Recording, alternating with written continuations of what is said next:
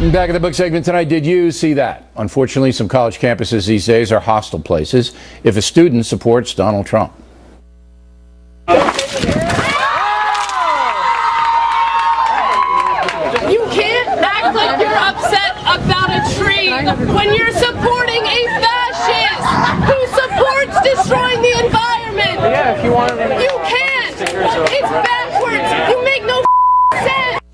All right, here now to explain further, Fox News anchor Martha Maccallum. That was University of Pittsburgh. University of Pittsburgh. Yep. Yeah, I mean, it's a tough situation. If you want to be standing at the table with the Trump bumper stickers and the pins, they were right near another table of Hillary supporters. But you heard the crowd cheering and laughing as this kid is yelling epithets at the people at this table. This one woman was saying, how can you be a woman and support Trump, yelling at this student? I mean, obviously they have every right to be there, but you see these kids clapping, and the language that they're throwing around is just atrocious. It's vitriolic. I wonder how widespread this is. Have there been any? We have definitely seen it on other campuses. Yeah. There was another story a while back about people who built a wall on campus, and then other people spray painted it and tore it down.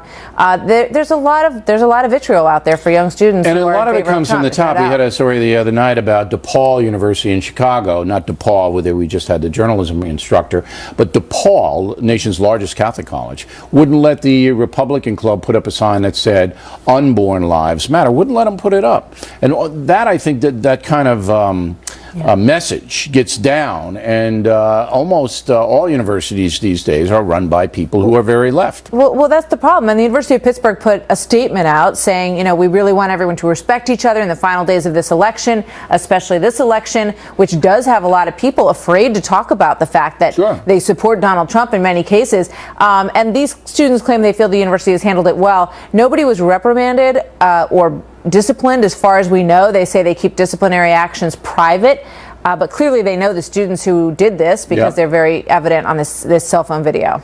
Okay, now at NYU, which is a liberal university here in New York City, New York University, there was a professor who was supporting Trump, right? Yeah. And then did he get the boot, or what happened to him? This guy says he claims he was booted from the classroom for his ideas. He is very anti-PC. He says safe spaces and trigger warnings are not PC. They are insane. He's written a lot about this. He writes about the 19th century, about secularism.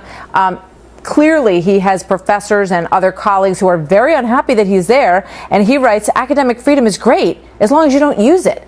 And he claims he was booted from NYU. NYU, we talked to them and got a statement from them as well. They say he was not asked to leave, that he asked for a leave of absence, and that he is welcome to return in the spring semester.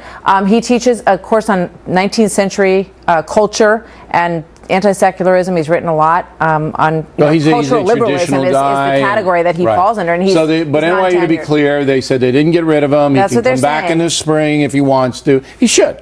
I think he should. He should definitely come back. Yeah, I mean, any conservative or traditional professor who gets an opportunity should take it. But the fact is that he's ganged up on by colleagues. I mean, that part nobody's disputing. He had a Twitter account that was called Deplorable NYU Professor, and of course that that just completely flipped them out. They didn't want anybody who had that title working with them. You're always going to have that at universities if you're a traditional or a conservative or even a Republican. You're always going to have that kind of bias against you. But you got to stand up and be a man. And the presidents of these universities have to make sure that there is a safe space for both kinds of opinion. Yeah, talk about safe spaces. How about a safe space for these kids and their table? Yeah, but they'd be lonely. The kids would just be in there by themselves. The